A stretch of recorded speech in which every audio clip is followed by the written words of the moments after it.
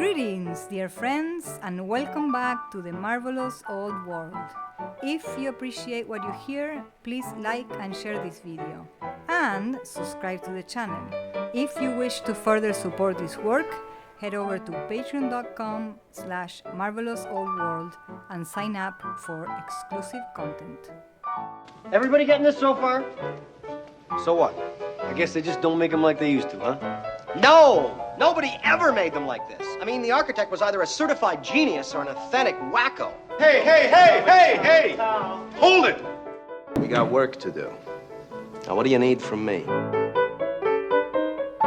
I'd like to welcome my good friend and one of my favorite people, not only to talk to, but to talk old world. My friend over at the Marvelous Old World. And guys, check out his page because he just put up another outstanding video this past weekend. And you all should go watch it on some free energy possibilities, just the whole electricity of the realm. And I think that's going to tie in, interestingly enough, with what we do a little bit tonight. But tonight we're going to focus on the old world Chicago, one of our favorite topics, in a loop that I can't seem to get out of it, but it just fascinates me. And so let's welcome my good friend, Matthew Smith. How you doing, brother? I'm doing wonderfully. Thank you, Matt. It's great to be back here with you. Looking forward to this conversation, man. We've been trying to get together in our past, just couldn't hook up. We got the, the capes of fatherhood on our back. So that obviously comes first. But yeah, I've been waiting to do this. And for anybody listening, it's probably going to be a heavy video episode. So you're going to want to go over and check out the videos on this, because basically what we want to run through is some of the construction and the architects of the good old World Fair of 1893, the Columbian Exposition. And I know you're with me on this, Matthew, that, there's just, shoot, wrong one. Can I switch? Nope. Hold on. Let me restart that. That it just doesn't add up, right? We're talking about marshland here. Okay. We're not talking about the most optimal of conditions, and we're talking early 1890s, late 1800s. And these gentlemen performed what we would say is a miracle. Yeah, I mean, the extents of the fair are mind-boggling when you get into it. Howdy Mikowski's book, Exposing the Expositions, does a really good job of slicing and dicing, all the numbers. And you have like 690 acres of, like you said, swampland that was transformed overnight or within 2 years, as the history books recollect.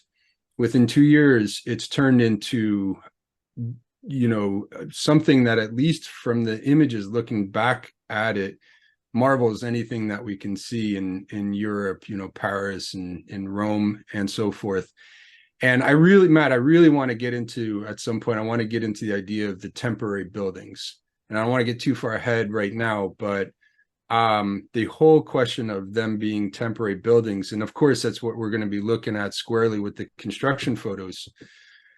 But we have 14 buildings, the 14 great buildings, like the Manufacturers Hall and stuff. And again, not to get too far ahead, but 17 acres for a single building that fits 300,000 people. And that's just one of hundreds of buildings that were put up in, I'd say record time, but in an impossible timeline, considering they also went through 2 brutal Chicago winters. And I cut my teeth as a contractor in Chicago, Matt. My uncle was a roofing contractor, and I went out there for 3 months into the winter doing roofing in the Chicago suburbs when I was 20. And talk about brutal conditions. It's no joke. So, we have to keep all of that in mind when we look at the narrative as it's presented historically.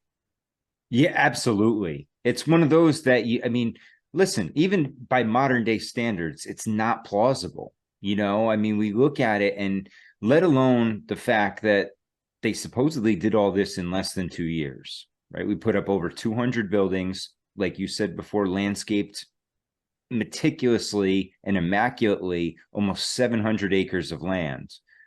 And then you get into some other things, and one of the guys we want to look at tonight is C.D. Arnold. To add to the mystery of the fair, so to speak, or the mystique of it, he was given sole rights to take photographs of the construction.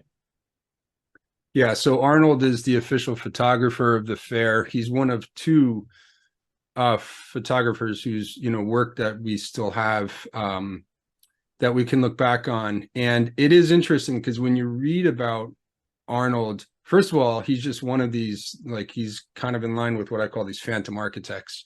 Like, they just come out of nowhere. He came out of nowhere. He was a nobody from New York. He showed up in Chicago, and all of a sudden he's appointed to be the the official photographer of the world's expo. And so that's suspect, and then we can get into the historian. You've talked a lot about H.H. Bancroft, right? Yep. And that H.H. to me is like a dead giveaway because, I did videos recently on H.H. Richardson, who is supposedly responsible for the American Romanesque style of architecture that we see all over the country. Another one whose history is just really suspect once I started looking into him. He was one of my heroes, architectural heroes. But that HH, like, so somebody pointed out to me that the H represents 3 because it's 3 lines. So HH is 33. So, do with that what you will. Well, yeah, and HH, hidden hand, right? I've heard you say that before as well. And we know how they love to play with the numbers and they love their symbols, and it would not surprise me whatsoever, because what we see are these gentlemen who were capable of monumental tasks, and not one monumental task, but multiple. And where did those guys go? How come we don't have them today? It's almost like they had a story to tell and they need these characters and they ran out of characters. So they just started saying, oh, well, he could have done this too, and I see this with baseball also, not to get too far off track, but they give credit to Abner Doubleday, who is a known Mason. He was a Civil War general, and he had nothing really to do with the creation of the game, but they had to give someone credit for it. And he's the guy now that most people credit for, even though he had nothing really to do with it. But no, go ahead. Yeah, sorry to interrupt, but so when you say where did they go, do you mean like there were such great men of the past and what happened to people? What happened to that kind of greatness? Is that what you mean? Sarcastically, yes. Like, we don't have these men that are doing different fields and excelling and performing these tasks. Everybody tends to specialize nowadays. And it's just so funny how some of these guys, and a lot of them, even looking at a guy like Daniel Burnham, the director of this. I mean, his story is just, he fails at everything. And then all of a sudden he finds a rich, one of the wealthiest men in America's daughter happens to marry her. And then his career just takes off, and he's on the rocket ship performing these immense projects. But when you look at him, and I had just been digging back into him recently, I forgot he built a hotel in Kansas City in 1886 called the Midland Hotel. And by 1888, it had collapsed. And this is the same man who 3 years later, you're going to give run of probably the biggest project in America at that time, if we're going to, look at it that way. Yeah, he's one of those, what I like to call phantom architects. Like, no formal training. He applied to and did not get accepted into Yale and Harvard. He learned drafting by working for another architect. But yeah, like you said, he was a failed businessman, a failed gold miner, a failed this and that.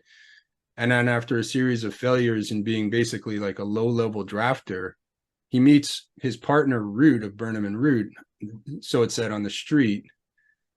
just a random encounter, and they get together and form one of the most powerful architectural firms. And you know, with the kind of creative genius that could, you know, construct, design, and create a brand new civilization. It just, yeah, it's just one of those storylines that falls apart once you start, you know, the scratch and sniff test. Absolutely. And yeah, I mean, even I laugh because I bought the Constructing the Fair book. That's the, you know, collection of Arnold's photographs that I'm showing here. And it's interesting because even the cover itself, it's got a see-through cover on it with a lithograph on top of the building. But then if you take the cover off, you know, and let me see if you can see it here. So you have the building, and then when you take the cover off, come on, it's just what it was beforehand. Okay. So it's, you know, it's kind of one of those, oh, look, this is what we started with, and this is what you got. Yeah. And it's almost ghost-like in appearance, you know. It's this lingering image that kind of haunts there, like, well, maybe some of this was there before. And that's kind of what I wanted to talk to you about, you know, being that you have an architectural background, and, you know, looking at some of these photos. And I laugh because I started going through this book, The Constructing the Fair by C.D. Arnold. And I started noting the dates just to see, you know, look at some progressions. And some of the progressions, it says like in 2 months, it went from a shell to a fully finished building. Right. And then you start researching it and you're like, well, this doesn't make sense. How is that possible? Well, then you go into C.D. Arnold's archives and they say, oh, well, there were some dating errors on the photos. What? I'm like, you are the single person in charge of this, and you're telling me you misdated some photos along the way, some very important photos? It just doesn't add up, Matthew.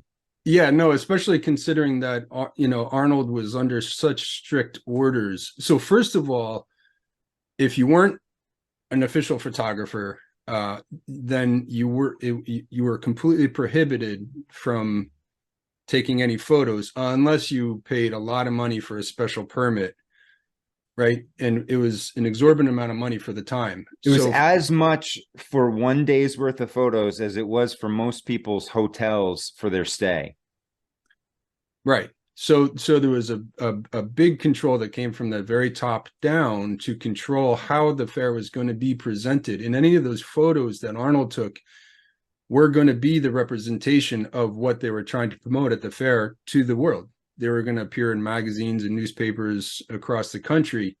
And, you know, they wanted to carefully curate, you know, whatever image they put out. And Arnold himself was under strict orders not to take certain types of photos. Like, he was told, at least in the book, the biography that I read, he was told not to take photographs of the construction. And so we're going to get into the construction photos here. And Matt, one thing I want to note about these construction photos, the more I stare at them, I mean, first of all, they're always so surreal and grainy and vanilla skied and, you know, pixelated, and they're very strange. Like when you hold them up side by side with the actual you know, fair photos, which are high resolution, beautiful, crisp,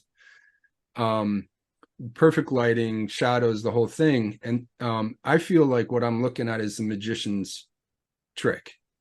I feel like I'm sitting in the audience watching the magician, trying to see when he flips the cards, or, you know what I mean? Like, you know, does, you know, makes the thing disappear behind the curtain or something. And we're staring at his hand while over here, you know, the cards are being swapped out. And that's just the impression I get. I'm staring at the magician trying to figure out his trick, because you know, in Mind Unveiled did a great video into basically, you know, early Photoshop, so to say, and how they were perfectly capable of manipulating photography. And I'm not, you know, it's not in my wheelhouse. but there's all sorts of techniques to present an image that you would want to create and project through early photo manipulation. Yeah, absolutely. And one of the things I laugh at too, because one of the other official photographers of the fair was William Henry Jackson. And even in his book, in his collection, it says that it's a mixture of renderings and photographs. And some of them, it's tough to tell which is a photograph and which is a rendering. Now you also wonder, okay, well, maybe they melded the two at some point. And I've seen examples of that where they will, pencil in certain parts of the building and it's not really there. Right. But like you said, what drives me nuts is the vanilla sky effect. And it just, when you look at it with your eyes, something seems off. I've been looking at these photos, and anyone that's, really interested in it, I got a stack of books here that are just on the photography of the fair. I have hundreds of photos that I've spent countless hours looking at. And when you're looking at like an AI face, it just doesn't look real to you. There's something off about it that your spidey senses are saying to you, no, this doesn't, 1 and 1 does not equal 2 here. And Yeah, let alone you ask, a good analogy. You ask the people too, architects and engineers, landscapers, is this possible? Or what would it take for this to be possible? And the amount of workforce that they would need, even eliminating all work safety standards, right? And going back to the time, they're like, it just doesn't sound realistic to me. No, it's like the pyramids, slaves, no, you can't just throw bodies. And that's the thing. It's like, yeah, we had 40,000 highly skilled craftsmen that had just arrived from Europe and that sort of thing. It doesn't work. Construction sites don't work like that. Just a simple house, there's phases of development where you have to bring in different crews from different disciplines at different times. It's highly coordinated. And they say the planning for this, Howdy Mikowski points out in his book that the planning of this is given 1 month. So 1 month to plan almost 700 acres. We got the blue screen.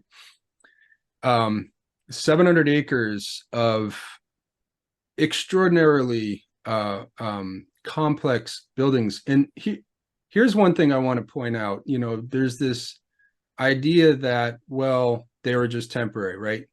So let's get into that. Hey, before you do, yeah, and I hold your place because I do want to go there. But these 2 photographs make me laugh, Matthew, because these are 2 statues. Okay, so mind you, this is 1 statue. And this is the amount of workers. And for those of you listening, it's that's 2, 4, 6, 8, 10, 12, probably about 16 workers for 1 statue. Okay, now we'll go to the next one. This is a horse statue.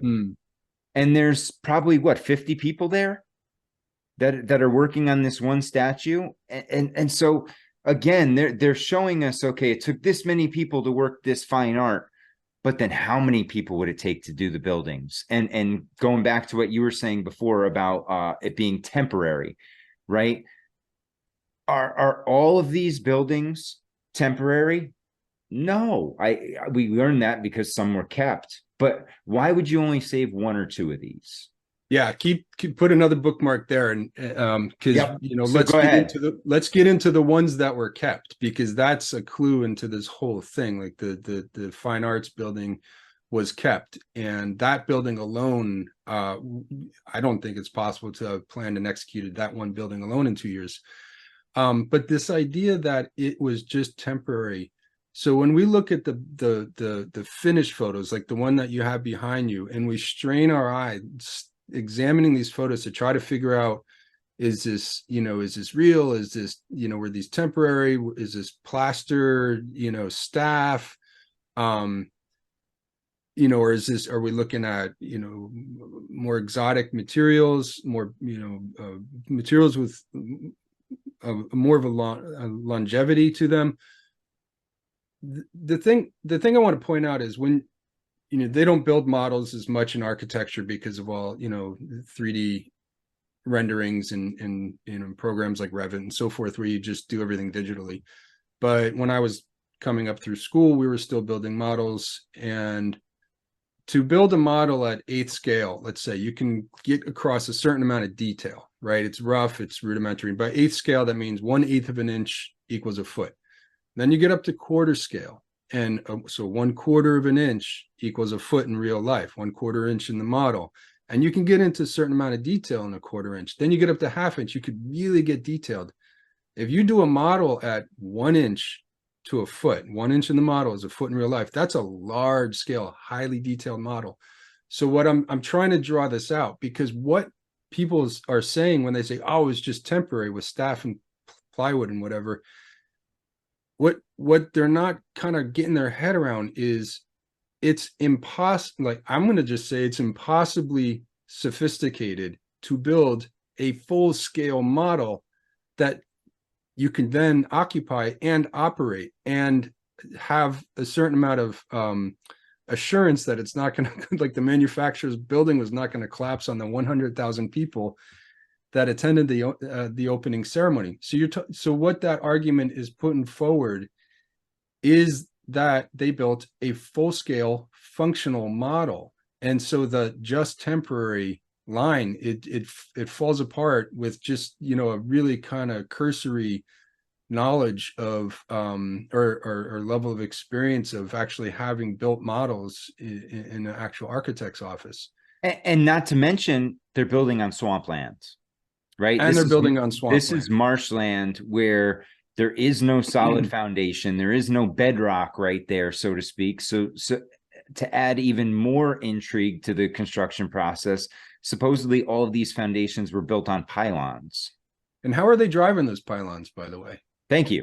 I mean, that was going to be my question. Like, how do thousands. you lay out? And I'm driving myself nuts here because I cannot seem to find the pylon picture that I had, because it's just it's just hundreds of pylons that are out in the field, and it doesn't make any sense. Like, how did they pull this off? So if you were driving hundreds and thousands of pylons for foundations for 17-acre buildings, the cacophony would have been deafening. But Yeah. what's really interesting is in the Bancroft narrative, he talks himself in his own historical account of this, and he's the official historian. He talks about the deafening silence, how quiet the building site was, and how things just magically appeared almost overnight, in his own words. Yes. Yeah. And so were they building? Were they resurfacing? Were they just doing Millet's portion and just whitewashing it? I mean, that's and are we saying now that none of this was constructed? No, absolutely not. They definitely built things for this fair, but not, I don't believe, and I'm pretty sure you're in agreement, that they did all of these buildings. It just doesn't seem humanly possible for 200 buildings on swampland in less than 24 months.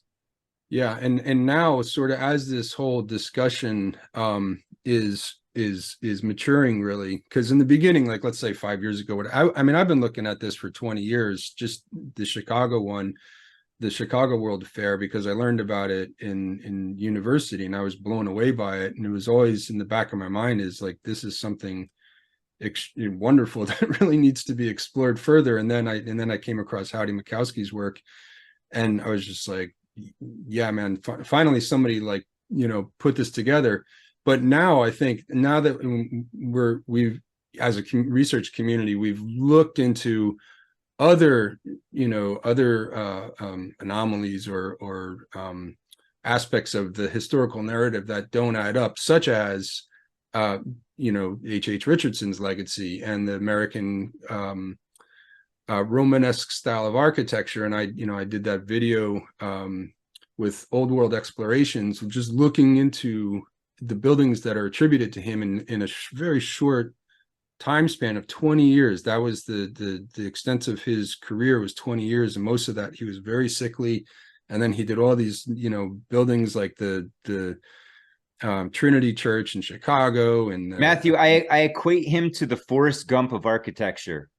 Okay, why is that? just because he pops up in like all these important things, Right. throughout time in a 20-year span, when from listening to you and doing a tiny bit of research on him, he was not a smart man. No, he was a dim bulb, and he was a debonair, and he was way more into his flamboyant dress and whatnot at Harvard than he was into study. He didn't study. Like his biographers, even when they're trying to portray him in a good light, they're like, yeah, he wasn't really into the books. And it's like, he's one of the but three he did 80 buildings. He's one of the three big architects in American history, right? It's Richardson, Louis Sullivan, and Frank Lloyd Wright. And yeah, so for me, this is like saying slaying sacred cows. But so the point I was trying to make is that when we look at the World Fairs and ask ourselves the question of were some of these buildings, at least some of these buildings, here before? Now we have to look at that alongside of the question of our cities in the United States much older than is let on, and those two things coincide. Those two, they fit together like hand in glove. It's not just how come people didn't see it? Didn't people see these buildings? Well, didn't people see these Trinity Church before somebody wrote down in a book when it was supposed to have been built? Probably. Probably. We've been reset before. Just to go there. Oh, absolutely. And it's not just this World Fair, right? You look across the board, there's these cities all across America that seem to have a different past than what we've been told. And to go back to your earlier point, I hadn't even heard of this fair, Matthew, until about 4 or 5 years ago. Right. And then you learn about the Omaha, and then you learn about the San Francisco Fair and the Buffalo Fair, Nashville, on and on, that these world fairs were happening one after the other all across the country and in Europe. Were the European fairs all temporary structures? The Eiffel Tower is still there. Yep. A lot of the Parisian structures are still there.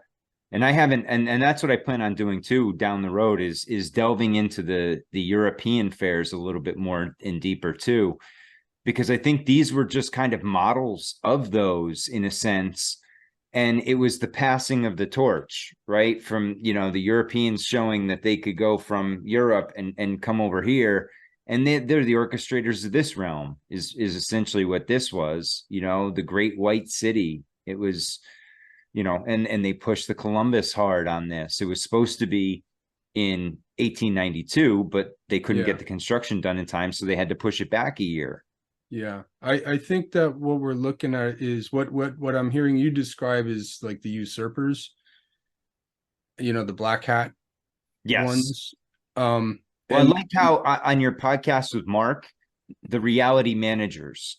Oh yeah, I really like that term because that's what these guys are here. They are managing the reality they want to project. Right.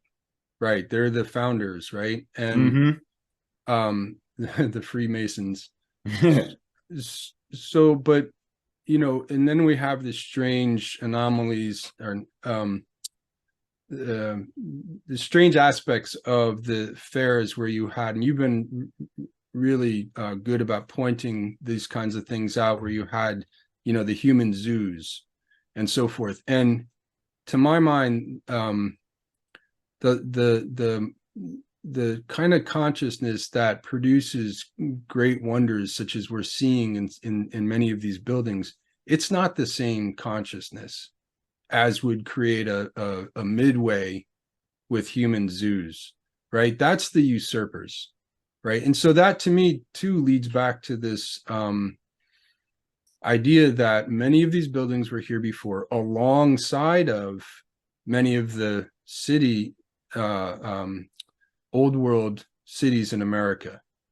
They coexisted, and they've been here for a very long time. I just don't know how else to. We look at these construction photos that you're showing, and it's just like, I don't know, site of the exposition. This doesn't say anything. Let's flip through some of these, Matt, and let's see if we can kind of, drawing. Okay. Yeah, these are this kind of portrayal, like. yeah, it's comical. I mean, you just Yeah. look at the drawings of some of these, and it's just, it doesn't. And even, you know, this one always tickled my fancy because it's one of those where it looks like they have a half finished building and they're trying to build on top of it. Or Yeah. is this a construction photo? Is this a deconstruction photo? You Yeah. can't really tell because there's the way they portray it, there's never an abundance of materials on site. There's never an abundance of workers on site unless it's a staged photograph. Right. But then too, you know, it's grainy, it's poor resolution. Yes. It looks like a photocopy. Go back to that for a sec, Matt. Let's linger here because this is a perfect example of the kind of construction photo. And up on the second story in that dome, they're showing, you know, lath, basically wood strips that are crossing, you know, some kind of skeletal structure, and then you have that vault. And I mean, to me, this looks like it screams actually of photo manipulation in like a montage type of effect. Yes. Or a montage type of manipulation process. And you have those, like, look at in the middle to the left of that telephone pole it's sticking up, you have that scaffolding. That's just like, you see that over and over again, that scaffolding that's sticking up above the vault. And, you know, you see that kind of thing just sketched into these old photos over and over again. And it's like, and then that dome at the top, that looks like a line drawing. That does not look to me at all No. like what a structure would appear, even if it was a photocopy of a photocopy. Like, it just wouldn't appear like that. No, and the base of the building doesn't appear to fit the surroundings and the way the shoot, I lost the word now. The difference in the shading and colors, it doesn't match. Like the writing on the top of the base of the pavilion here over on the right-hand side is bright white, but yet on the other side it's nothing. You know, they're still building it. It just, they've got these corners done and all stoned out, but what are they going to build the top with? Yeah, You know, and if you can point to one of these photos and say, hey, this is like an obvious manipulation, it throws into doubt all of them.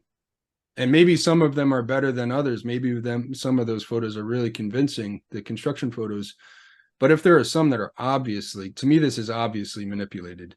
yes, It's obvious that dome is drawn in. It's obvious that scaffolding is drawn in. And, you know, I'll probably say the same thing about that arch, like those arches. So it throws into question the whole photographic record of the construction. absolutely. Yeah. And that's what I kept finding over and over. And that's what I feel like a broken record saying it, but they just don't sit well. They don't, like, you look at some photos and you're like, okay, yes, that looks right to the eye. You know, I rationalize it. I look at it. These I've been stewing through in my head for a couple of years now, and I still can't sell myself that this is legitimately what I'm seeing.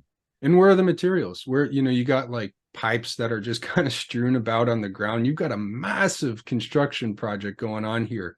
One of 200 buildings being built in 2 years through 2 Chicago winters. You better have a high level of organization, not And just like scattered, you know, and where are you getting scene. all the staff, Matthew? If these are all staff buildings, you know how much staff it's going to take to the staff as in the plaster. Yeah. Yes. Okay. Because supposedly all of these temporary buildings were coated in wood frame with staff, which is a plaster mix going over top of it. And when you look at and then they were spray painted on top of that, pure white, to give them even, you know, another layer of, you know, glow almost to them. I don't know. I have such a hard time with these. I was trying to find another one that was, oh, here it is, the application of the staff. Like, so this is how they did every building. And again, it's like, okay, there's no doubt that much of this was restored, or that some of these buildings were built new. Nobody, I don't think anybody's really questioning that. So sure, there would be a lot of this kind of thing going on. And you can imagine a 2-year process, restoration type process, where you're clearing out, cleaning up. and, you know, patching, basically patch to match, Yep. as we say. Yeah. So sure, yeah, you're gonna have details like this, but again, what is being proposed is that this is a full-scale model that's occupiable by 27 million fair goers at a time, by the way, that the country had 62 million citizens in Yeah. 1893. Chicago had a population of about 3 million at the time. So you had 2/5 of the country descending on this World Fair. Yeah, so that's, you know, the scratch and sniff test. So a photo like this it's interesting to look at because you see basically, you know, old plaster and lath type technique, but it doesn't really tell you too much. Correct. And that's what I keep seeing. I'm like, yeah, okay, this is how they probably built a lot at the time, but it doesn't add up with what we're seeing when we start looking. And I mean, even here, you see some plywood and timbers in the foreground. At least there's an organized, you know, I want to say construction site, but, you know, staging area. You know, Yes. you have timbers and everything stacked neatly. Like, at least they did that. The foreman is not going to, you know, shit his pants when he comes onto the job site. But then you have this, you know, there's no workers, like you pointed out. We have here what looks to be more or less a completed building with surrounded by scaffolding. So I see this as a facelift. Yes. And Right? that's where I was going to go with that. Yeah, that's what I see with a lot of these, right? You look at these and they're essentially finished buildings with scaffolding around the outside. Like, okay, were you just resurfacing? Were you refacing these buildings, or were these built? And, you know, and we'll get through some of these construction photos too. It's that they almost look staged. Yeah, let's keep setting them up and knocking them down. This is obviously a drawing here. This is the frame of the electricity building. No, it's not. This is not anything at all. It's I mean, it's comical from the figures to the structure itself. It's like, I'm sure Chicago wind wouldn't blow that flimsy thing over. No, that's a drawing. Yep. The Ferris wheel, that was different. But then again, these are all from the Chicago, but they're so grainy, you know, and so choppy. And you got this beautiful. Go ahead. Go ahead. Sorry, Matt. No, I was going to say you have this beautiful reflection in the water, but nothing in the sky. Well, the sky, just a side note on the vanilla sky thing. Somebody pointed out, I forget who it was, another podcaster pointed out that the reason they vanilla skied all these old photos was to disappear what was going on in the skies, which was flight, which was right, you know, skies that were filled with zeppelins and all sorts of craft. And in addition to like things like moon towers that lit up illuminated downtowns and so forth. But, you know, so look, okay, here's the fine arts building. This building is still there. If you went to this building, and it's the Museum of Science and Industry, I believe, right now. Yes. It's an old world building. I mean, it's made out of, you know, high quality, durable materials like granite and marble and copper, and it's got copper all over the roof. Like, this building would have taken ages to execute just by itself. So again, the idea that, you know, this one, by the way, they said that this one was the only one that was made permanent because it housed a world-class art exposition, and so that was the only way the insurance companies would cover it, is if they built it permanently. It's like, you know, really, you know, it borderlines on incredulous. So, you know, again, here's a drawing. So this, you know, this doesn't really demonstrate much of anything. Here's a good one. Okay, scaffolding around a building that looks like it's getting a facelift, and there's a dome being built in the background. So then it raises the question, and that's interesting. This is interesting because it's a higher resolution. And so that raises the question, were some of the actual domes being rebuilt? Which is plausible. Sure. Yeah, absolutely. especially with the iron and steel that they had at the time, it would have made the building lighter. That's for sure. Mm-hmm. Yeah. Yeah. So it's definitely doable. This is just another shot of the previous one that we were looking at. This is a good one.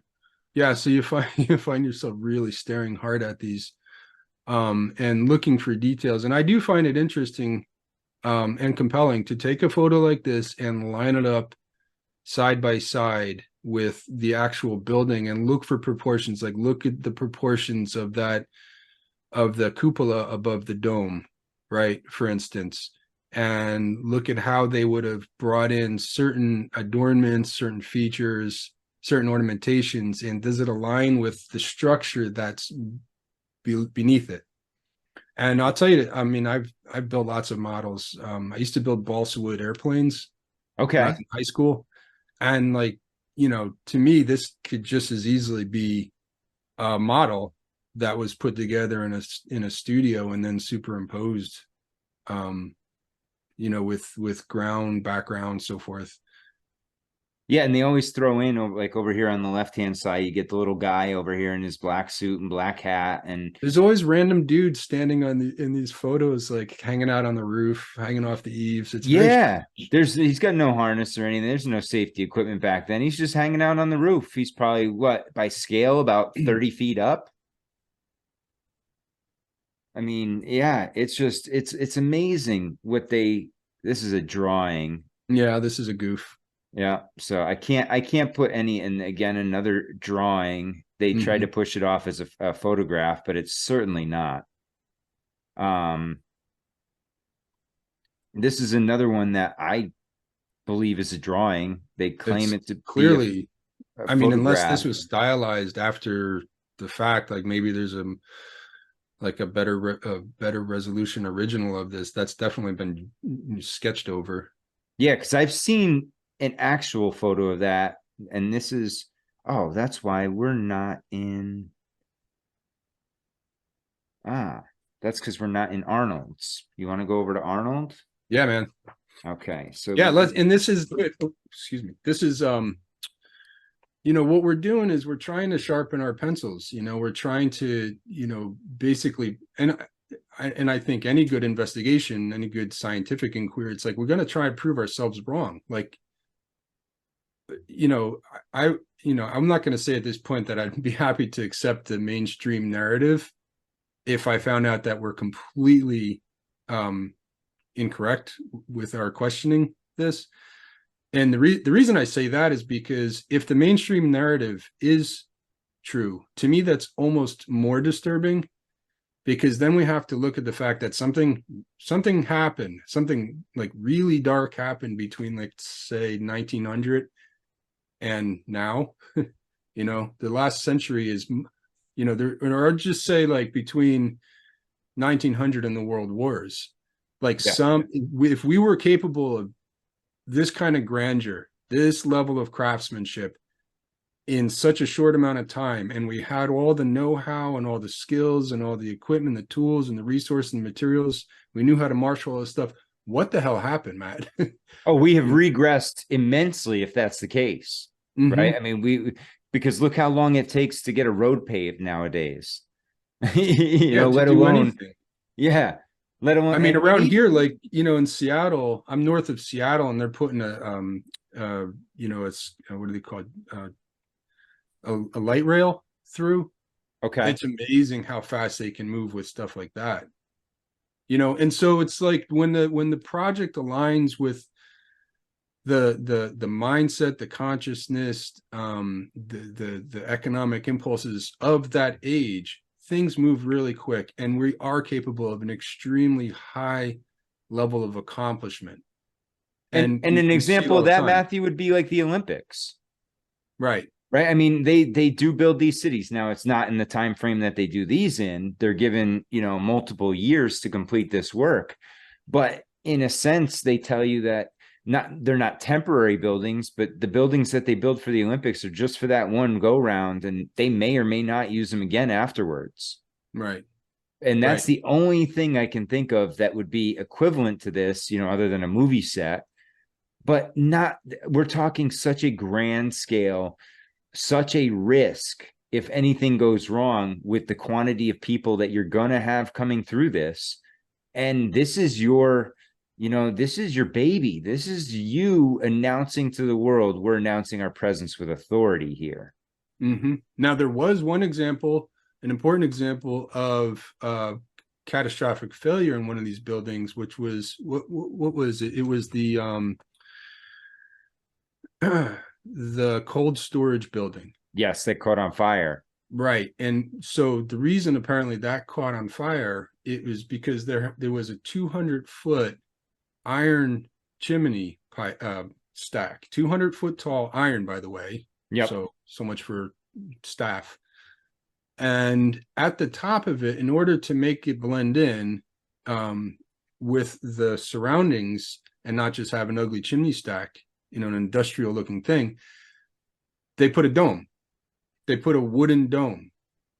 And that's what caught fire, because you have, furnaces working, and because this is where apparently a lot of the industrial side of the process of the let's say the fair as a machine, right? Every city is basically a machine, and you see over here you have things being heated up, cooked, so forth. And so you have this chimney, iron, 200 feet tall, and you put a wooden dome on it, which catches fire not once but twice, and 13 firefighters lost their lives apparently. Well, once it collapsed, when they were building it, it collapsed because of like a hurricane that supposedly came through. These gale force winds came in and knocked it over. I didn't heard about that. Yeah, that was during the construction of it. So it collapsed during construction and they did it again? There was a partial collapse during construction. Yeah, in I believe it was 1891. And then they had the fire while the fair was taking place. Right. So to me, that's another clue. It's like you put a wooden dome on top of a 200-foot steel, furnace exhaust. That's kind of foolish. Yeah, you don't know what you're doing. That's a rookie mistake, right? Right. That's an amateur hour here. So if they're putting that dome up, maybe they were, like we said before, maybe they were also rebuilding other domes in a hurry that weren't meant to last. Maybe the bones, like we say, look, the bones were good of the buildings, dress up the facade and throw a dome on it, and it's just meant to last for as long as the fair. Well, these same guys that did the fair, Matthew, what was it, a year or two after the fair, were designing the Chicago Coliseum, and that collapsed, I believe, not once but twice during the construction of it. Right. So you had the genius skill set of designers and builders that all of a sudden didn't know how to make a building stand up. With all the experience they just gained by doing it 2 years previously, right? I mean, again, these stories just don't make sense. And you look at, we've gone back and we've talked about the Chicago fire as well and how selective that was. And it all starts leaning to, it's a narrative shift. They're trying to tell us a story, and this is one way we're going to buy into it. I'm with you on that. And the fire thing. So Chicago, the Great Chicago Fire was 1871. And then 20 years later, they have this World Expo, right? That happened. It's like a formula. You see these things again and again. Seattle, Great Fire, 1889, World Fair in 1909. New York City, they had, I think, 3 different great fires in Lower Manhattan, and it's because these fires were almost always like the business, wiping out the business district, strangely. And the Hall of Records. What's that? And like the anywhere where they kept records were usually consumed in these fires. Right. We talked about that before with the building that housed the patent office. Exactly. Patent land rights, all that stuff just disappeared. So you have this formula where you have great fire, and then a couple of decades later, you have a World Fair. So this idea of destroying the old and then rolling out this new narrative through the World Fairs. It was also the same thing in St. Louis, Great Fire around 1850, and then a World Fair just after the turn of the century. Philadelphia, 1850 fire, 1850s. Fire, and then 1876 they had their World Fair. So you see this over and over again.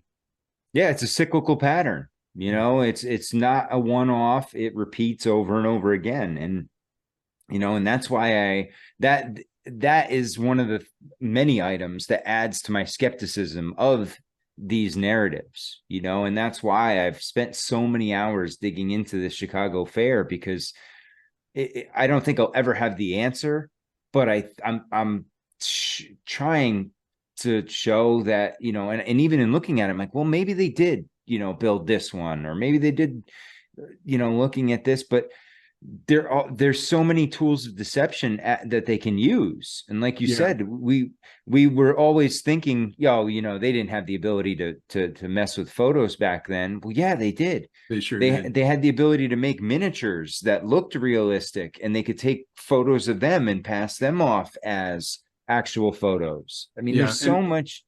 It's anything that you can see through a screen could be manipulated. Correct.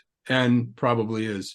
So you take this photo, and to me, and it's again like the foreman must have been pulling his hair out, because you see, you know, you just see this trusses that are just, you know, lying helter skelter. It looks like they've fallen down versus, you know, they're staged to be assembled. And then the same thing with just a few kind of shady characters standing around with their hats on.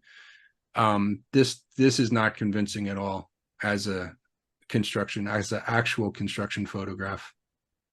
I was with you, because I saw that and I'm like, man, that looks like those things fell off. It looks like they were almost going to be attached, and then something happened. And yeah, it looks like those are the bankmen coming in trying to figure out, because if you look at the ones over here, even on the right hand side, I know it's tough to tell, but they appear to be bent.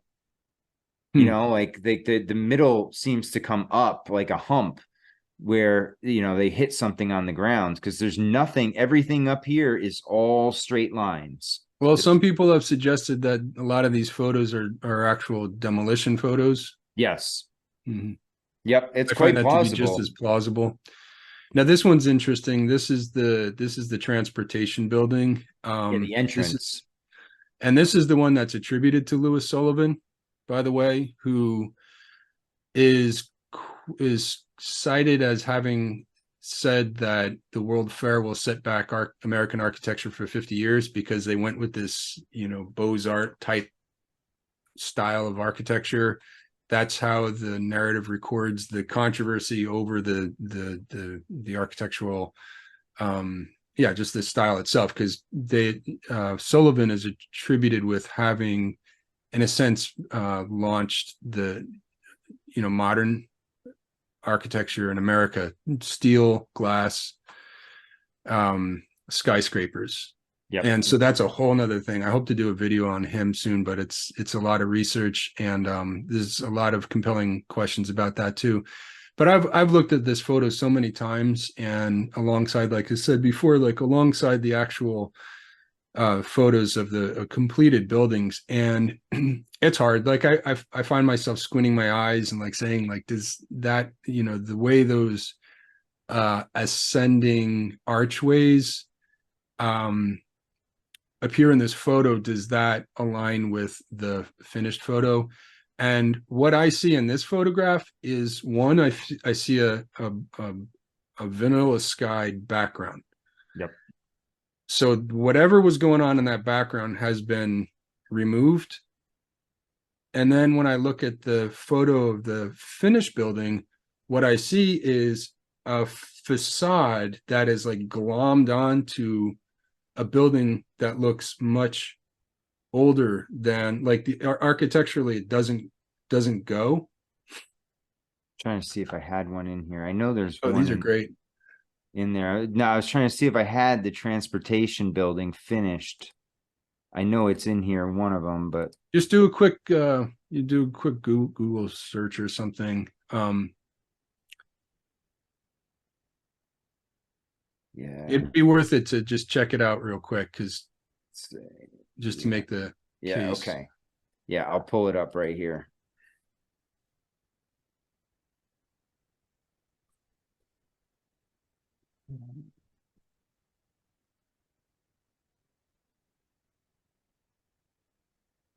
And by the way, while you're pulling it up, just another factoid to throw out there. There was 1.2 million cubic yards of earth supposedly excavated for this. Yes.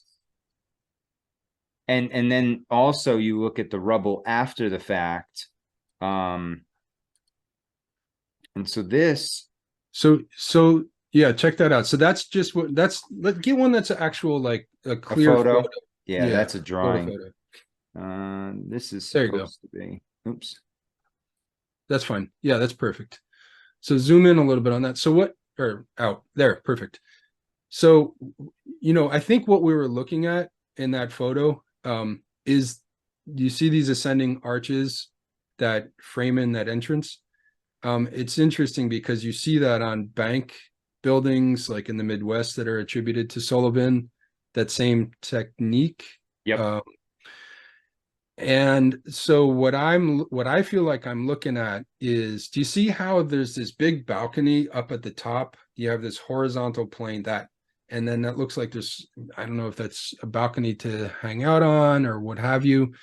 But all of that structure looks to me like it was just glommed onto an existing building. Like you can picture that building, those arches and columns to the right and left look to me to be made out of a completely different material. They look stone.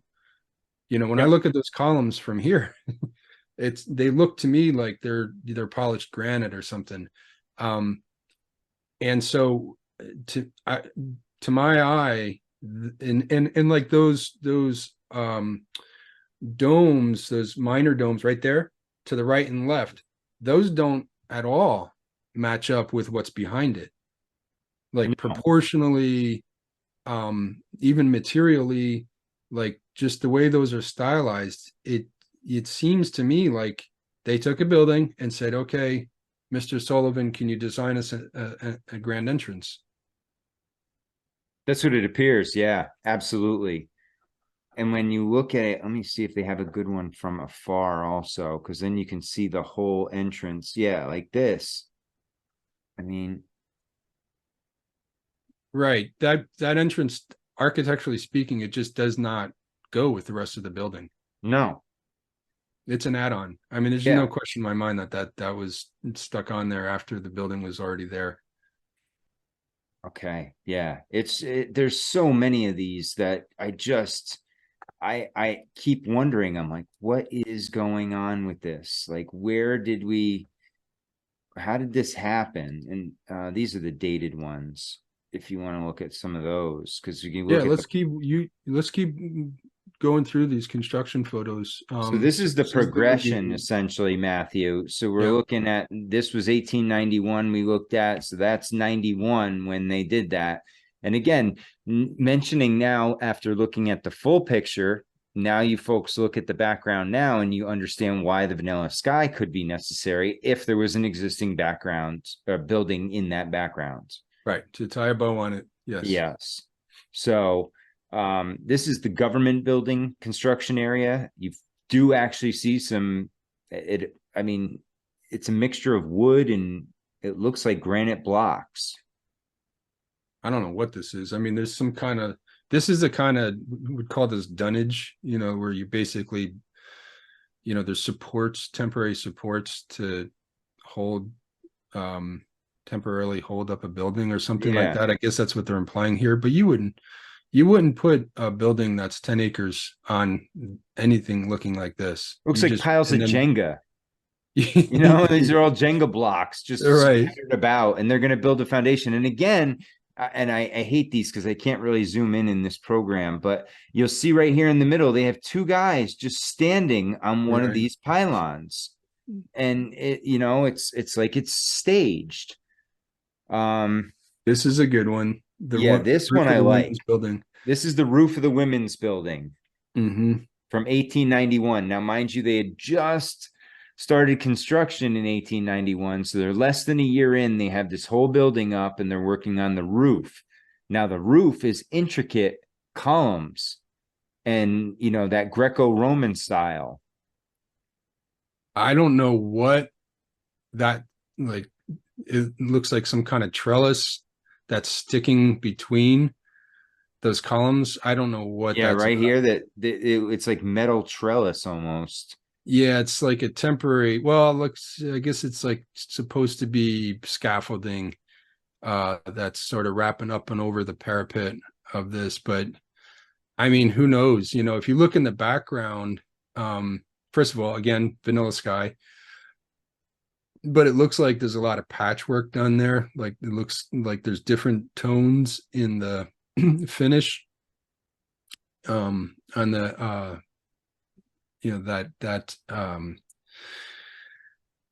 excuse me, would it be a lintel over the columns back there? Yeah, you see some light and some dark. So I don't know, it looks, you know, could it be patched, you And know, even here, Matthew, along pre-existing but the patched? edge, right? You see some weathering, heavy weathering up here, but then as you go back towards the, you know, rear of this, it's almost new.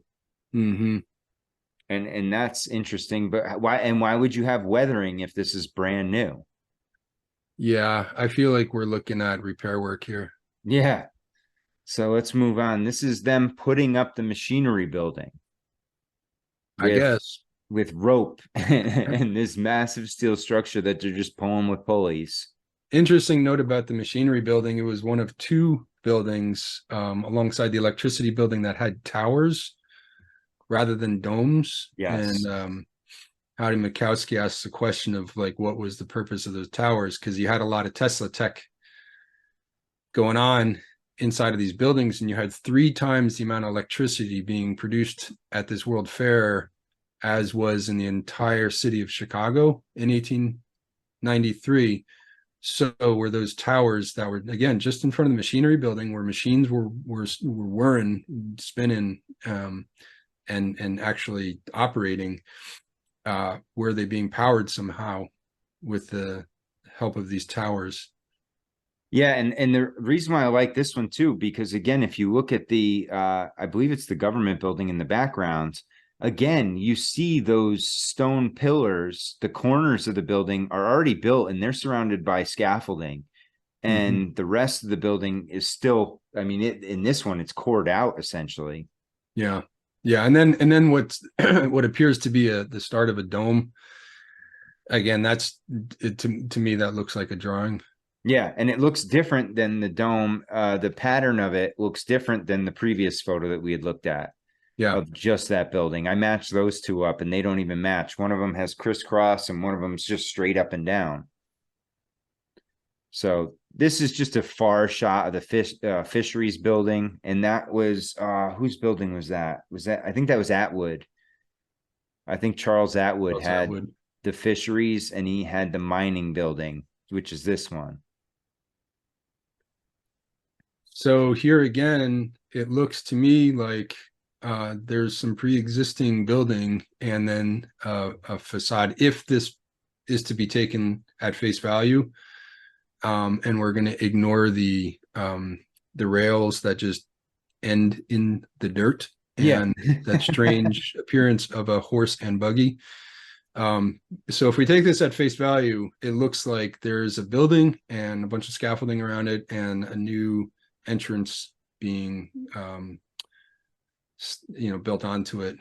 Well, and what I find interesting even about the horse and buggy, it's not a workable buggy.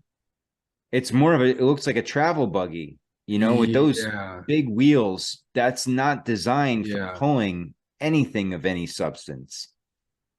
Yeah, that's not a work vehicle. No, and especially if you're not working in swampland, you're not going to have those thin, large tires. You're going to need something that's a little wider so you can get in there. Yeah, like an F-350. A backhoe. This is one that I love. This is one of those staged photographs where everybody comes in and sits with the steel beams. And did they crush their rail track with that beam? That's what I'm wondering. They just dropped it right in the middle of the railway. That beam would just absolutely crush those tracks. Oh man. And it's like that picture of those guys sitting in New York City just having lunch up on a skyscraper beam, just nothing of it. And again, There's a lot of guys with hands in their pockets. There's one Yeah. hand missing. There's all the black hats and these That's guys. And that photo, the iron worker photo, is a perfect example of early photo manipulation. yeah. Oh, absolutely. That is one of the first Photoshops that we were sold as an actual photo. Mm-hmm.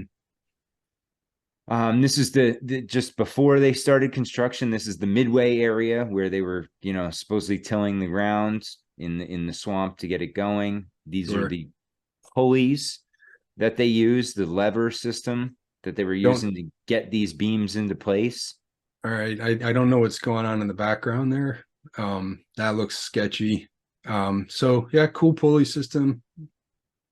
I guess doesn't tell that much. No, it's just I like looking at it to see this, Mm-hmm. From a scope standpoint. Okay, we're talking about beams going back to this one of this nature, and we're doing it, and you see a totally different pulley system there. But and by the way, oh, sorry, Matt, go back one. Like, yeah, you're hauling huge steel beams, and by the way, emphasis on steel. yes, this is not temporary construction. no, that's These what I are was riveted steel beams. That's what I was just going to get at. Look at the size of this. You're telling me this is a temporary structure with these massive beams, and the manufacturers is the coup de grace, right? That's the 300,000. Mm-hmm. The manufacturer's building, Matt, was the biggest enclosed space in the world.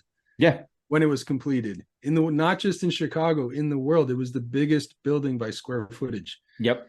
In the world. It was like something like 17 acres. Yeah, for one building. And this is how they started it. Here's a construction photo that I laugh at because I'm just like, this doesn't explain it. You got some piles of wood laying around. Where are all these steel beams that you're constructing the frame with? There's none to be seen in the picture. There's no machinery that appears able to even move it. I know you have the train tracks that come right up to it based on that earlier photo. Mm-hmm. But I mean, even some of these things don't look, the beams look like they would give a train a trouble. Yeah, this building, I mean, this photograph is not convincing of anything. No. So this is our wonderful admin building again. Mm-hmm. And remember what I said before about the skeleton? Mm-hmm. Look at how meshed it is and crisscross in this one. And the other one, it was just those vertical, the framework. Yeah. Yeah. And again, look at the building. You see the weathering here on the facade and weathering on the sides over here, but yet some of it's, perfectly clean. So if you pulled the scaffolding off of this, you wouldn't pull the scaffolding off until everything was done. Because in order to get up there with your spray paint, right, you'd have to put the scaffolding back. Yes. Right. And so, I don't know, I honestly don't know. Like I look at this, and this is one of those head scratchers because it's a better resolution. Again, you see a chaotic work environment. You see in the foreground, you see these pylons that are supposed to be, I don't know, maybe they're like kind of defining the edge of the lagoon that they're still excavating out. And, it's just not convincing of doing any kind of real work, or let alone like carrying anything. And then this building gets to me, Matthew. This building over here on the left, I'm sure it's some sort of supply depot or whatever, but this isn't part of the fair. This is an actual temporary structure. Why would you need a cupola like that on top of it? That's what I was going to say. Maybe it's a watchtower. Keep an eye on the workers. Who knows? Yeah, but that dome. Mm-hmm. And it looks out of place. You have that building over there, and then again the father and son posing here in the foreground, and then like one or two workers just walking around, but again, no supplies. It looks almost like they took this admin building and dropped it in here. It could be that that's a storehouse, and then there's a watchtower to keep an eye on things. I don't know, Matt. Like it strains credulity But here's what I'm talking about, Matthew. Okay, so note the date. Here is May 21, 1892. Here is July 23. So in 2 months, they went from skeleton Oh, yeah. That to makes no sense at all. fully done. And look at that roof. That's not Yeah. just a regular roof they put on there. Yeah. Flip back one more time. Right. You know, and you go into it and it's just, it doesn't, that 2 months does not add up. Because right here, I mean, I'm sorry, I'm pointing with my finger here in the middle, they have columns here by the next photo. It looks like there's columns, like wooden columns right there, doesn't it? Well, it looks like there's support beams, but it doesn't. I mean, these are round. Again, we have to accept the fact that there's photo manipulation. We have definitely just seen many, like, in fact, the majority of these photographs are clearly manipulated. And then it's like, we're sitting, we strain our eyes and we stretch our imagination. And, again, it's like, how is the magician, swapping out those cards? How is the magician doing that trick? Yeah. Where'd the rabbit come from? It's like, I don't know. Like, I don't know how that trick works, but it does. This isn't 2 months of work, like you said, and the whole fair is not 2 years worth of work, and the planning of it is not 1 month worth of planning. And where are the blueprints for such an amazing building? There have been very little blueprints found, and supposedly it was drawn on a brown paper bag. What was the fair? The fairgrounds, the layout for the whole thing was supposedly, drawn on the back of a brown paper bag, because he was able to do it in, I believe it was under 2 weeks. He came up with the design for the fair. And then parceled it out to his friends saying, okay, you're going to take this building, you're going to take that building, but this is my idea for a great building. And all the while, like you just said before about Sullivan, these guys were infighting over what style they were going to use. So, I mean, and think about the egos involved here, right? You have Burnham, you have Root, you have Olmsted, you have Sullivan, you had Atwood. I mean, these are like the best of the day. And they're all going to listen to this one guy, Burnham, who doesn't have the best of track records at the beginning of this fair. Who, by the way, 1892 is a pivotal, or like the early 1890s is a really pivotal time in the narrative of the development of American cities in general. Like, things were exploding figuratively, like creatively. Yes. Like the amount of building stock of like the whole of the American Romanesque style is supposed to have sprang into existence at this exact same time. So all of these architects, all of these brilliant minds were busy building other buildings in cities all across the country and designing other buildings. This would have been like, I guess, a side gig.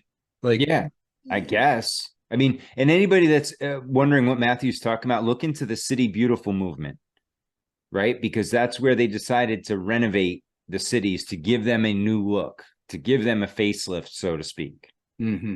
And then keep in mind that in 1893, the economy of the country grinds to a halt. So you had a depression, the Great Panic of 1893. So all of this is churning supposedly at the exact same moment, where 27 million people running to this fair from all over the country in the midst of a depression. Yeah, it the questions linger. Yeah, it sounds like a great movie, that's for sure. I mean, it just doesn't make sense from that standpoint, because you like you said, and the volume. How did they get 27 million people here in 6 months? How did the infrastructure handle it, right? Where were they? I understand they had a rail line, but you couldn't get everything there via rail line. Hey, be careful what you say, Matt, because that whole movie thing, doesn't like Leonardo DiCaprio or one of these guys have the rights to the Oh, Devil in a White City. Yeah. It's Yeah. See, it's Keanu is supposed to be playing one of Keanu the main Reeves. characters. Yeah. So they'll concoct something. And I've been hearing about, I heard To about explain this this last away. year that they were supposed to be coming out with it. And I still haven't seen a release date on it because I think, again, yeah, you're absolutely right. That's one of those where they're going to give you a narrative and it's going to, I'm very interested to see what angle they take with it. They're probably waiting to see how far this research community pushes. Like if this really gets some traction, like, hey, we're calling bullshit on this narrative, and it really starts to grow legs in the popular consciousness, I think that's probably when they'll come out with the movie to just get ahead of it. That sounds about right. Yeah, and again, oh, this is another one. You look at, okay, here's the manufacturer's building in July. Again, it doesn't have a roof on it. It has a frame. It has a lot of the outside is surrounded, as we talked about before, with the scaffolding. But then you go in less than that would have to be, if this is 1893, this has to be in the spring because this isn't a winter picture here. So you're looking at less than a year. We're going from just skin and bones. We're talking a couple months here through the winter, mind you, to probably one of the most exquisite building, or as Matthew said, the largest by square footage building in the world. Check out the fountains, just as an aside. There was fountains all over the place, right? Yep. I mean, the infrastructure. We haven't even talked about the electric sidewalk, right? That took you off of off of your boat when you arrived, and you came by electric moving sidewalk. And they had, I just found out recently, I read somewhere that they had an electric trolley as well there. I haven't seen much on that. I'd like to check into that more. Yeah, and they had an ice rink in the building that burned. Yeah, in the cold storage building, they had an ice rink. Yeah, they had a what was it, like almost like a little roller coaster that would take you around a lot of the park too. Oh, that's right. Is like in a little electric train, right? But this is what I meant to show you. This is why that photo is off center. It should be okay. So here's July of 1892. Now let's go to September 1st. So that's less than 50 days. Fully complete, roof complete, all the scaffolding's down. Yeah. It just it's not really. It just doesn't seem plausible at all in these times. And again, you look and here you're still seeing they're doing the landscaping here for whether that's the fountain that you were talking about. I'm not sure if this is the right angle, because if I go back here, the fountain it looks like it's either that fountain over here or this island that we're looking at in this next photo. I just can't tell how far out we are from the angle. Sure. But yeah, it's amazing. And again, the landscaping, like you said, the electrical that they must have had to run, because supposedly they were running on Edison. They were using his technology, and they sideswiped the Tesla. So all of these fountains had to have electrical running to them. They had to have plumbing, all underground, that they were all doing as they were landscaping this entire, 700 acres. Yeah, that manufacturer's building had 10,000 lights on. Yeah. Just by itself. Yep. When all of this was fair take new. more than New York City as a whole. Mm-hmm. It used more electricity, had more lights than New York City did as a whole in 1893, which is just mind-blowing. Yeah, it sure is. I mean, it goes to show like what a priority this was for them. And so then you get into the question of like, what, why did they go through so much trouble if this is a deception, why go through to this extent to create the thing itself, then disappear it, and then just create this deception. And it really gets into the heart of, it just gets into the heart of our sense of self, our nationhood, like just the narrative of who we are as a people, what we were told we are and who we are. Like the Pledge of Allegiance was first recited at the World Fair. Yes, it was at the opening ceremonies. And that's what's, I look at these and it's hard to swallow, because you said it before when you were talking about how they're like magicians, and when I was thinking about more about C.D. Arnold and how he wasn't allowed to take photos of while they were doing the construction itself. And it makes you wonder, what were they doing? And why would you not allow people to see that? Because you're allowing them to see the bare skeletons. Why would you not be allowed to see what type of machinery they were using to get these frames in place? How many men were working on these at a time? And that could lend to some more credibility to it. Instead, they want to give you this, half-assed, I want to say, approach to it, where it's like, I will let you see a little bit behind the curtain, but we're not going to open it up all the way. Right. Yeah, and like this photograph here looks like one of the moon landing photos. You've got this like thing happening in the foreground, and then there's like a dome back here that's just floating, it looks like. I can't with some of these. That janky scaffolding again. Yeah. And then you have something like this where you have, again, the weathering is what drives me nuts in these photographs. And people will be like, oh, well, it's the exposure of the camera and, the way they developed the film. But they're pretty good and pretty specific about getting rid of the sky. I think they could touch up the building if they really had to. Yeah, I think at this point, Matt, the onus is on those who claim that this happened as it is said to have happened, to really prove it, because there's just too many questions. And you even get people like Jay Widener. You familiar with him? Yep. And like he's Captain Conspiracy, and like I love listening to him talk about the moon landing or the JFK assassination. He calls bullshit all day and like brings the receipts, but then he's absolutely convinced that these were just temporary buildings built with plywood and staff, as he said, and it happened the way they said it happened. And it's just I don't know, like I beg to differ. And I do think it's on the onus, it's on folks like that in the alternative research field to really come forward and demonstrate it. Like, how is this possible?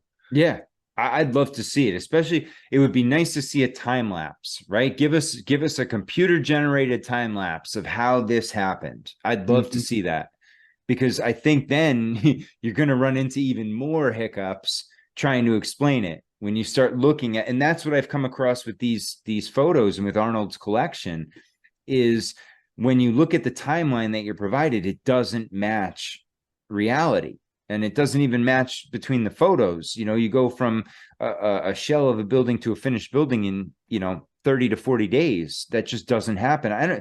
And especially not if it's just staff, right? Think about the manpower you'd have to do it. And they didn't have, supposedly. I love this one, because this one, it's like, look at the size of that steel beam. Yeah. It's massive. Incredible.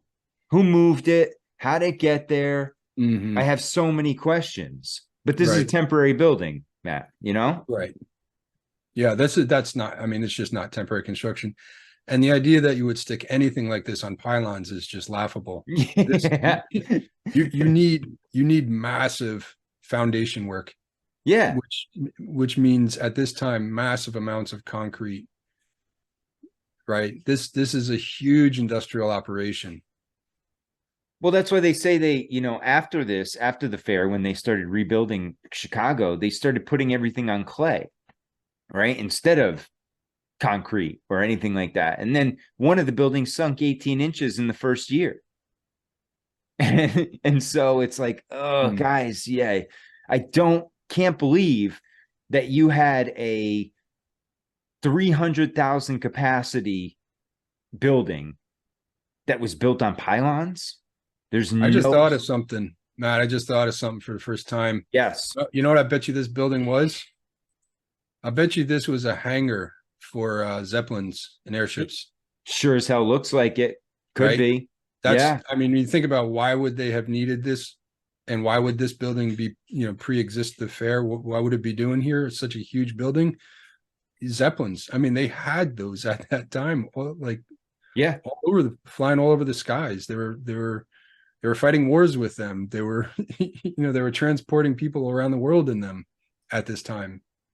This would have been a perfect facility for that. That's the first time I've heard that, Matthew. And that's a great call right there. I like that one because you look at the shape of the building, it does. It has the appearance of a hangar. Yeah. Great call there. It would explain it. And this one has always boggled my mind, the peristyle, just because of not only the messaging here, but the vast scope of it. It's tremendous. I mean, you look at the size of these people in front of this thing and they look like little ants. Yeah. And then the message you get on there, okay, to the pioneers of civil and religious liberty, but bolder they who first off cast. And then look, see how it goes from nice and spaced up top to down below. They start crunching the letters together and make it hard to read. It says, the moorings from the habitable fast and ventured chartless of the sea, of storm endearing liberty. And up top it says, ye shall know the truth, and the truth shall make you free. I feel like that has never sat well with me, being on top of the peristyle. The Gospel of Thomas says, ye shall know the truth, and the truth shall disturb you. Yeah. To paraphrase. Okay. So again, this is that inversion. They're taking him, reversing it and saying, yeah, you just believe us. Whatever we tell you is true, and that'll set you free.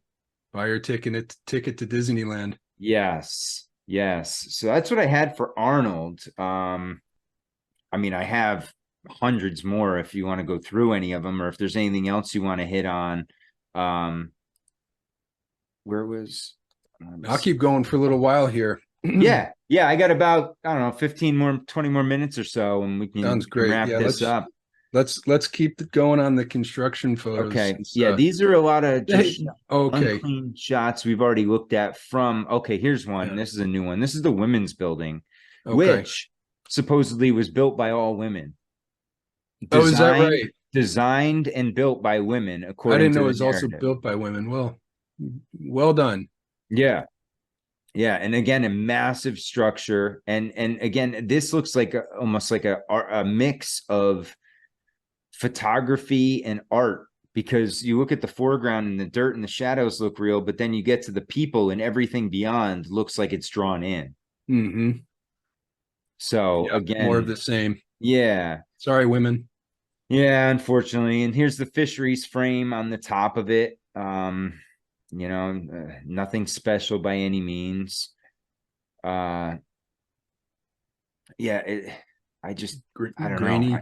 Grainy, vanilla Fuzzy. Sky, it's just, and these are supposedly official photographs, because these aren't amateur photos, and these aren't all Charles Arnold. These are other folks that were able to take some, because like you said, you could pay and take them. And there were a couple other folks, like I know William Henry Jackson did it mainly after the construction phase. Mm-hmm. But on top of this, right, there were supposedly these huge crowds that would come and watch the construction of these. It was like a watch party. People would come, have a picnic while they watched the construction of the fair. Matt, I'm looking at that. Like some kind of cupola up on top of that roof. The proportions of that are so wonky. You see that? Yeah. That absolutely is not a photo of anything. Like, it's just, you wouldn't have, like, where the rafters, the slanty beams are meeting the vertical beams. They're all over the place. It's like, looks like some of those rafters are just hanging out on their own. Some of those columns are just hanging out on their own. What do you know? You don't build anything that has rafters. Here's the admin again. And again, every picture that I've seen of this construction has those base corners in it.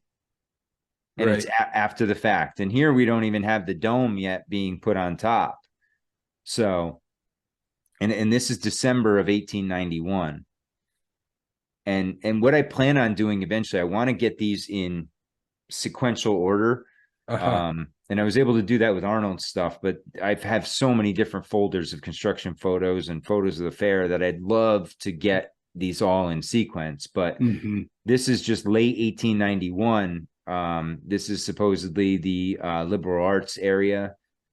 Again, yeah, they don't have one good photo of the construction, like not like a workforce, you know, like they had armies of workers, right? Yep.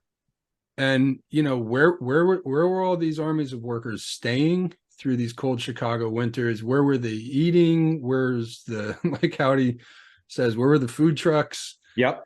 You know, where were they going to the bathroom? Where was all their trash going? And where are they? Where are they in any of these photographs? Yep. Yeah, this is the dome of the horticulture building, which kind of looks like Epcot before Epcot. It's just not what you would expect to see from a construction site. No. Over and over and over again. No, repeatedly. And again, you see the vanilla skies in the backgrounds. You see lack of materials. Obviously, there's no workers. We keep beating that dead horse, but it's just over and over. And then I love this one because look at the size of those beams. Yeah, it's massive. Right? I mean, this is, and again, these aren't single pieces of steel. These are obviously, you know, welded together at junctures, but just the vast scale of this is immense. I mean, you have a couple of little folks down here at the bottom to give you reference of how large this is. And wasn't the Fair Corporation contracted to basically clear the fair site after it was over? Have you heard that before? Chicago Wrecking Crew. Like the builders, the actual fair purveyors, the corporation that actually set up the fair, they were under contract in order to do the fair, that they, at the end of the day, they had to return it to a lagoon or to a park. I hadn't heard that. I've heard a lot of stories about, I read a lot about how when they were building it, they said that the fair must go out in as, you know, in as a blaze of glory as it came in, you know, and as it was portrayed. So I agree with, I wouldn't doubt that whatsoever, because going into this, before they even finished the construction of it, they were already talking about how it was going to be demised. Right. And but it's just so interesting because it offers an incentive for why those fires, not just one, but two fires, ended up destroying it after it was completed and abandoned. But like, you know, like you're pointing to those huge steel beams, like those, you know, fire could burn a building that has steel beams in it, but it's not going to make it go away. Yeah. Like this is a massive, just the demolition of this would just be a monumental feat. Well, and supposedly they took a lot of the rubble and just went and dumped it out by the sea, and it formed a beach. That you can go and search and find pieces of the 1893 fair out on the beach today. So I'd be interested to see that for sure. But that's another question I had, is where did all the rubble after the fact go? I know it was that Chicago Wrecking Crew that not only did this fair, they did, I know they did St. Louis. I believe they were involved in Buffalo, but I can't say that for certain. Look this one up because I can't remember the exact figure, but the axle, just the axle for the Ferris wheel. Oh yeah, it was some insane size and weight. It was like megalithic. And then okay, so it was a 71 ton, 45.5-foot long axle that was the world's largest hollow forging. So 71 tons. Yep. It said it was manufactured by in Pittsburgh by the Bethlehem Iron Company and weighed 89,320 pounds. And then was hoisted somewhat 150 feet or whatever into the air. Yeah. Like, and then what happened to that? You know, they moved the Ferris wheel, right? Didn't they move it to another fair? To St. Louis. Yep. To St. Louis. Okay. Yep. It went down there, and then eventually they burned it or destroyed it. Or buried it in the golf course. Yeah. Yeah. So yeah. Oh, that's amazing. I forgot about that totally. Yeah, that is something. Think about that. 89,000 pounds. What are we moving that with, fellas? We doing that with a little hoist? I don't know. It's a lot of weight. Oh, absolutely. I like this one. There's just, so that's the thing too, Matt. It's like, what are they moving with? You're not just building the thing itself. You're building the infrastructure that has to move, haul, erect, like all of that goes with it. It's like when we talk about, oh, well, how many buildings can they build to like pull, just pull a brand new city out of the wilderness? It's like, it's not just the buildings.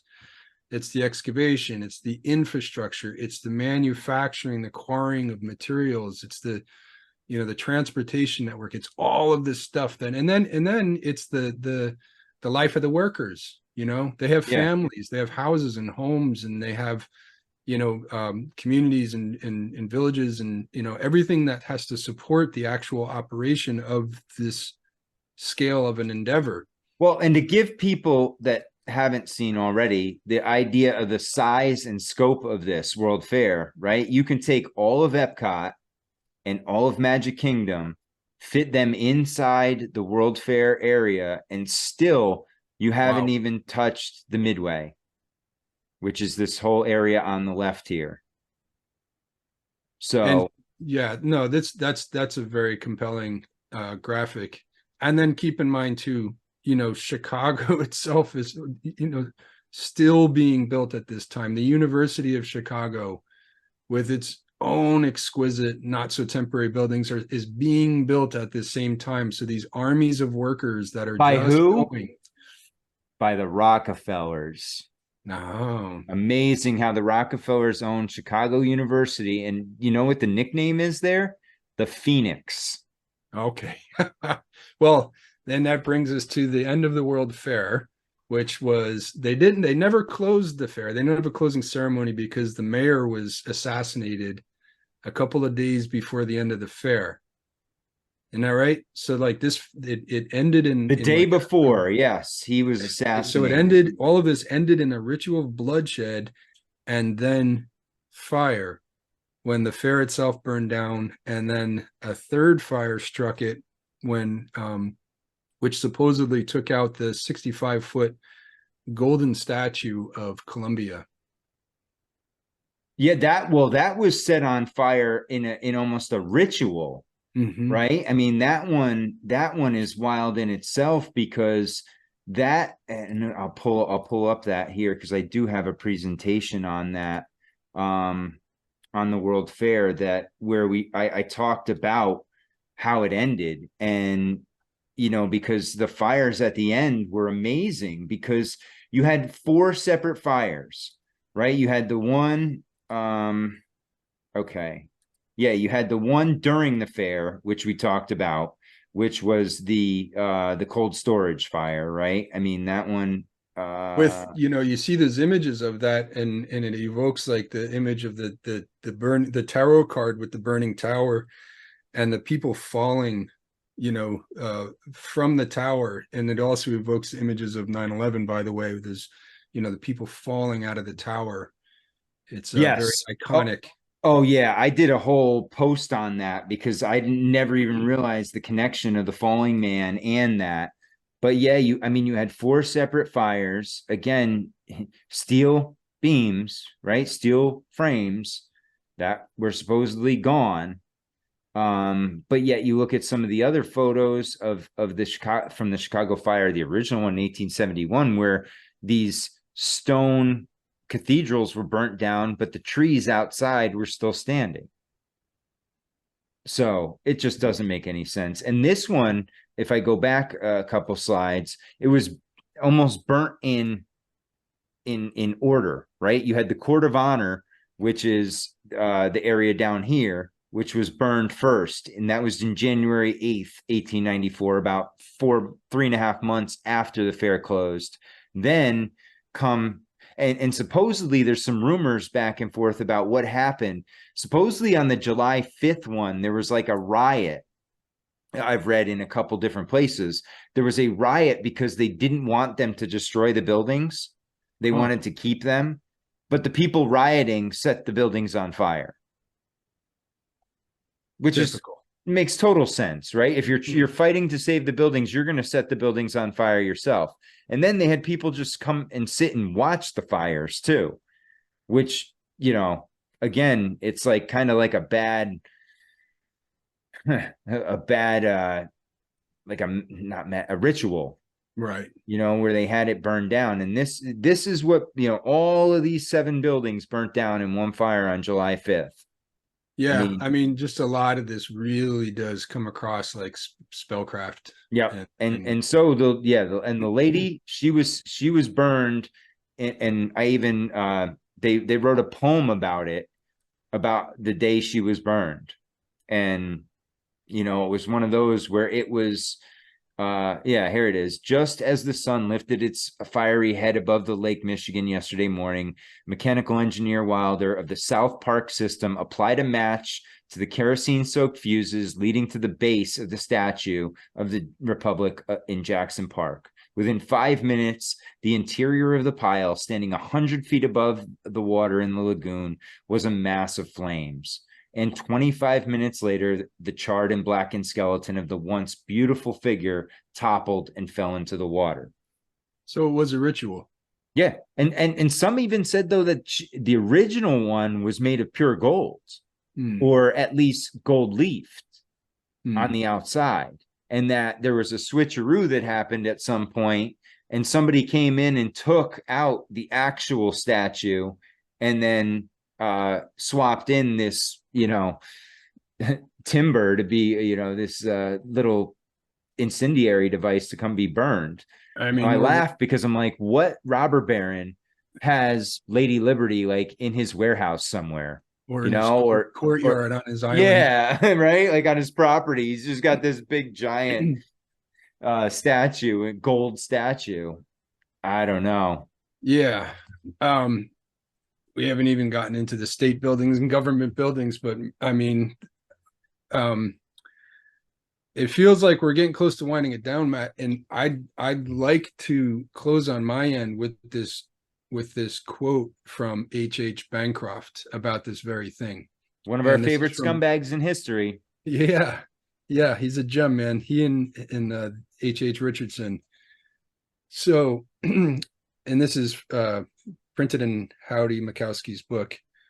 While the buildings were in process of construction, one could almost realize the colossal proportions of this enterprise. Entering the grounds in the spring of 1892, the visitor beheld such a scene of bustling activity as that which at the founding of Carthage greeted the father of the Roman race when he first set foot on the Punic shores. And yet, it was a silent activity that pervaded this groups of mammoth structures, while pillars and walls and domes were rising around him. Here was an army of mechanics with hammer and saw and mallet, all plying their tools with the vigor of a true American workman. But amid the wide spaces that separated these huge architectural efforts, the noise was barely perceptible.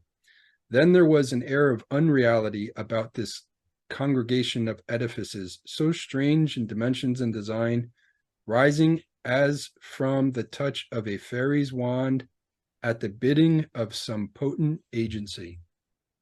There's the magic of it all, right? The magician's trick. It's a fairy wand that just boom, and now it's here. Yeah. Enter Mickey Mouse. Oh man, it's unbelievable. Well, anything else you want to hit on? Because I think this is a good place to stop, and we can hit on some other buildings another time for sure. Yeah, But no, absolutely, Matt.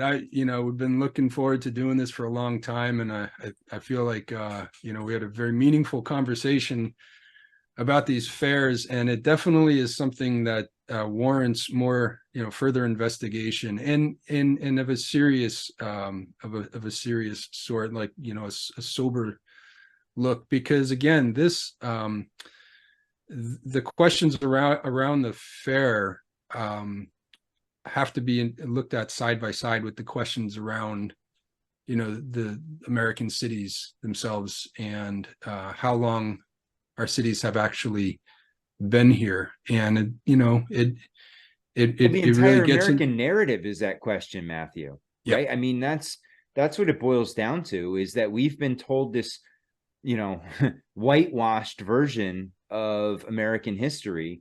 And the more you, like you said, you start pulling on a thread, you start seeing, oh, it keeps going. And then there's yeah, another thread, and you pull on that one, and the fabric just starts to fray yeah, because there's no base to this story.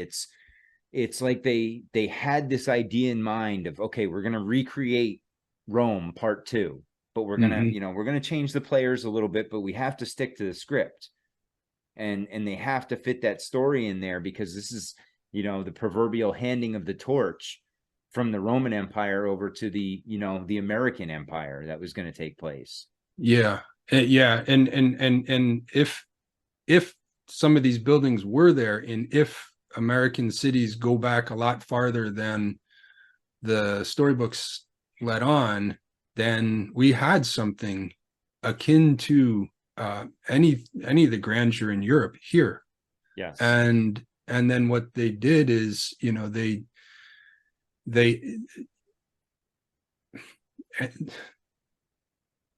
they burned it in ritual.